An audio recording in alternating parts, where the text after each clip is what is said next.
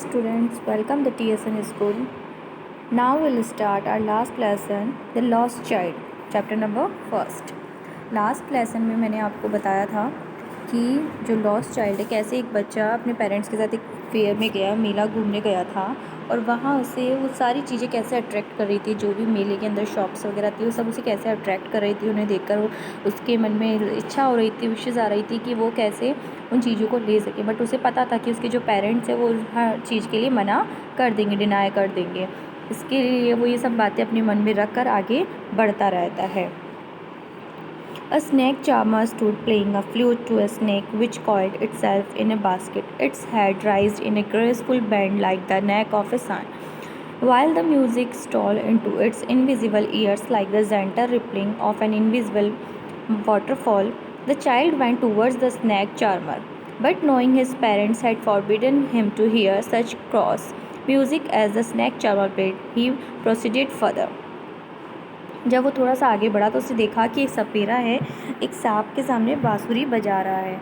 तो जो सांप है एकदम राउंड होकर, कुंडली बनाकर, जब वो सांप एकदम राउंड, आपने देखा होगा, राउंड होकर बैठ जाता है और उसका जो फन होता है, जो उसका मतलब फन जो जिससे वो डंक मारता है, वो वैसा ऊपर की तरफ लेकर अपना बैठा है और सुंदर सा अपना उसका सिर हिलाया जा रहा है. उसे देखकर उसे काफ़ी अच्छा लग रहा था. वो बांसुरी सुनना उस बच्चे को काफ़ी अच्छा लगा. तो जाकर उस सपेरे के पास खड़ा हो गया और उस बांसुरी की आवाज़ को सुनने लगा. बट उसे पता था कि अगर वो ज़्यादा देर इस चीज़ को सुनेगा या उस चीज़ के चार्जेस लेने की बात करेगा तो उसके पेरेंट्स उसे मना कर देंगे कि ये तो फालतू की बात है और ये फालतू का काम है, इसमें करने से कुछ फ़ायदा नहीं होने वाला है.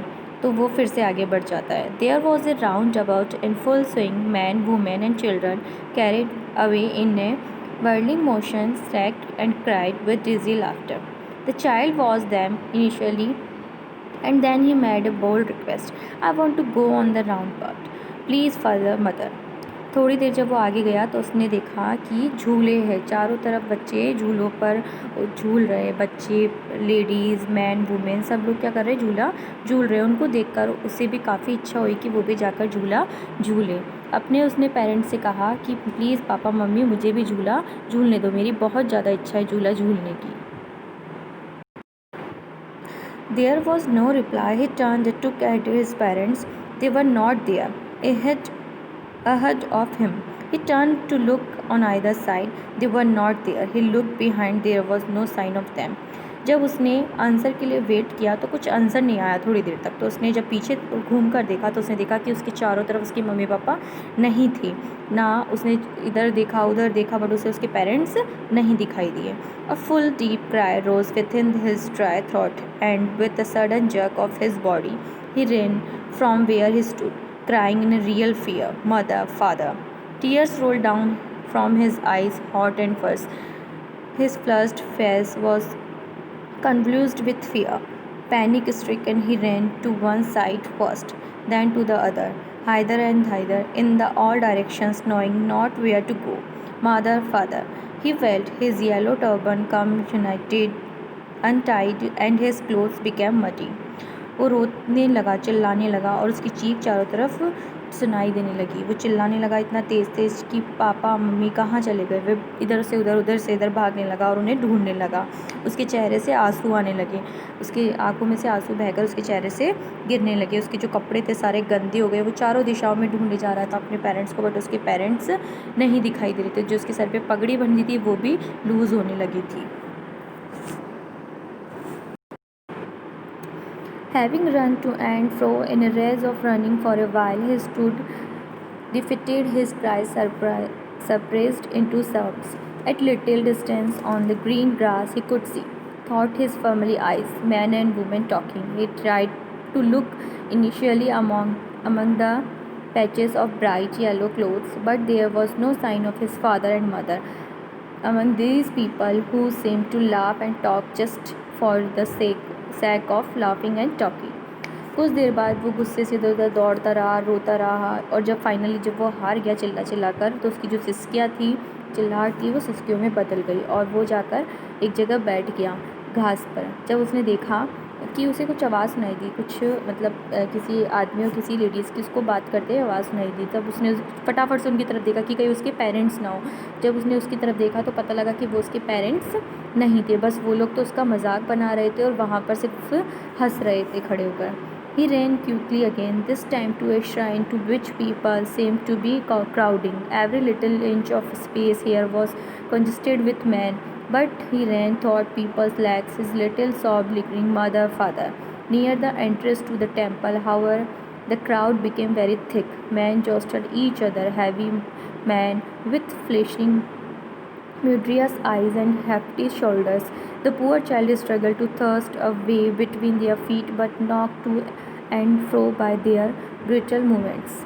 He might have been trampled underfoot. And had he not shrieked at the highest pitch of his voice, "Father, mother," a man in the surging crowd heard his cry and, stopping his great difficulty, lifted him up in arms. जब वो ऐसे चिल्ला चिल्ला कर वहाँ पर देख रहा था तो थोड़ी देर बाद वो थोड़ा सा आगे चलने लगा और इतनी ज़्यादा उस मेले में भीड़ बढ़ती जा रही थी कि उसकी आवाज़ कोई भी सुन नहीं रहा था. वो अपने आप को इधर से भीड़ में से निकालता हुआ आगे बढ़ रहा था, बट भीड़ इतनी ज़्यादा थी कि उसे कभी धक्का लगता, कभी उसे पैर वैर पर चोट लग जाती, बट फिर भी वो वही चिल्ला रहा था, मम्मी पापा, रोए जा रहा था.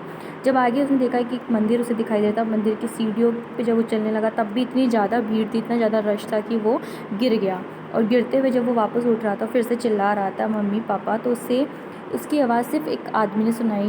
एक आदमी ने उसकी आवाज़ सुनी और प्यार से उसको अपनी गोद में उठा लिया.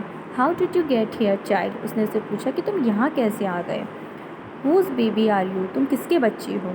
The man asked as he strayed clear of the mass. The child wept more bitterly than ever now and only cried, I want my mother, I want my father.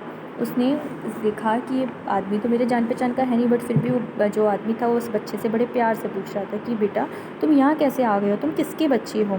But वो रोए जा रहा था और चिल्लाया जा रहा था कि मुझे क्या चाहिए, मेरी मम्मी चाहिए, मेरे पापा चाहिए.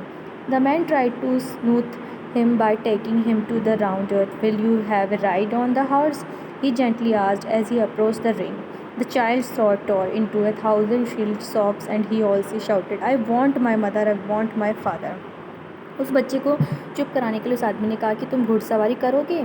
और बट जो बच्चा था वो रोए जा रहा था, चिल्लाया जा रहा था, उसका जो गला था वो एकदम जाम होता जा रहा था रोते रोते. बस वो चिल्ला रहा था, मुझे मेरी पापा चाहिए, मुझे मेरी मम्मा चाहिए. The man headed towards the place where the snack charmer still played on the flute to the swaying cobra. Listen to that nice music, child, he pleaded. But the child set its ear with his fingers and shouted with double pitched strength, I want my mother, I want my father. जब थोड़ी दूर वो फिर से उसको लेकर गया साथ में, तो उसने जो सपेरा था, जो सांप के लिए जो बांसुरी बजा रहा था सपेरा, उसने बोला उस बच्चे को कि तुम ये आवाज़ सुनोगे, बांसुरी की आवाज़ जो है ये सुनोगे, संगीत सुनोगे. तो उसने अपने कान बंद कर लिए बच्चे ने और तेज़ से चिल्लाने लगा, मुझे मेरे पापा चाहिए, मुझे मेरी मम्मी चाहिए. The man took him near the balloons thinking the bright colours of the balloons could you distract the child's attention and quieten him. Would you like a rainbow coloured balloon, he precisely asked. The child turned his eyes from the flying balloons and just sobbed, I want my mother, I want my father. फिर वो उसे आगे ले गया और आगे क्या था, बैलून्स वाला था. उसने उससे पूछा कि क्या तुम रेनबो जो कलर्ड बैलून से, इंद्रधनुष वाले जो कलर के बैलून हैं क्या लोगे, उससे तुम खेलोगे. उसने साफ मना कर दिया और चिल्लाने लगा कि नहीं, मुझे सिर्फ मेरे मम्मी पापा ही चाहिए. The man still trying to make the child happy bore him to the gate where the flower seller sat, look can you smell those nice flowers child.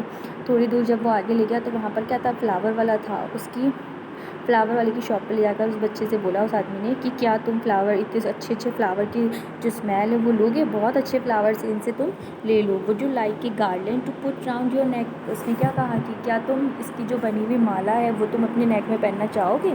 The child turned his nose away from the basket and retried his sob, I want my mother, I want my father. उसने उनकी smell सूंघने से मना कर दिया और अपने नाक को वहाँ से साइड में कर लिया, अपने फेस को टर्न कर लिया और साफ सिसकाते हुए वापस से बोला कि सोब्स मीन्स होता है सिसकाना. जब सिसकियाँ भरती है ना, हम रोते हुए सिसकियाँ भरने लग जाती है उसे, कि मुझे सिर्फ अपने मतलब पापा चाहिए और मुझे मेरी मम्मा चाहिए. Thinking to humour his disconsolate charges by a gift of sweets, the man took him to the counter of the sweet shop. What sweets would you like, child? He asked. The child turned his face from the sweet shop and only sobbed. I want my mother, I want my father. थोड़ी दूर के बाद उसे वो निराश होकर आदमी काफ़ी प्यार से उसको मिठाई वाली दुकान पर ले गया कि शायद मिठाई तो बच्चा खा ही लेगा और चुप हो जाएगा। उसने उस बच्चे से कहा कि तुम्हें मिठाई तो बहुत पसंद होगी, लो तुम अपनी मिठाई खा लो, जो तुम्हें फ़ेवरेट मिठाई है वो अपनी मिठाई खा लो। बट उस बच्चे ने अपनी जो फेवरेट मिठाई थी या मिठाई वाली दुकान के वहाँ से भी अपना चेहरा फेस जो था वो टर्न कर लिया और सिसकियाँ ले लेकर रोने लगा और फिर से चिल्लाने लगा कि मुझे सिर्फ क्या चाहिए, मेरे पेरेंट्स चाहिए, मुझे मेरी मम्मा चाहिए, मुझे सिर्फ मेरे पापा चाहिए। फाइनली इस लेसन से हमें ये पता लगता है कि जो पेरेंट्स हैं, मतलब पहले तो उस बच्चे को जब अपने पेरेंट्स के साथ था तो उसे मेले घूमने का बहुत शौक़ था और उसे ये था कि मुझे ये भी चाहिए, मुझे वो भी चाहिए, और जब वो उसे नहीं दिला रहे थे तो उसे गुस्सा आ रहा था। बट जो पेरेंट्स थे, जो उनसे वो जुदा हो गया, जब वो उनसे खो गया, लॉस्ट हो गया उनसे, तो वो क्या कर रहा था, उसे वो चीज़ें कुछ नहीं चाहिए थी उसके लिए। जो स्वीट्स, बैलून्स, टॉयज़ वगैरह सब बेफिज़ूल की चीज़ें हो गई थी। क्यों? क्योंकि पेरेंट्स के आगे उसे कुछ भी नहीं सूझ रहा था, उसे सिर्फ अपने पेरेंट्स ही चाहिए थे। इसलिए हमें भी अपने पेरेंट्स का रिस्पेक्ट करना चाहिए और पेरेंट्स से बढ़कर हमारी लाइफ में कुछ नहीं होता। So thank you students. So students, now this chapter is completed. So if you have any doubts regarding this, then note it down. We will discuss it in our next class. And all important questions and word meanings, everything I will share you in the next class, which you have to do in your notebook. Thank you.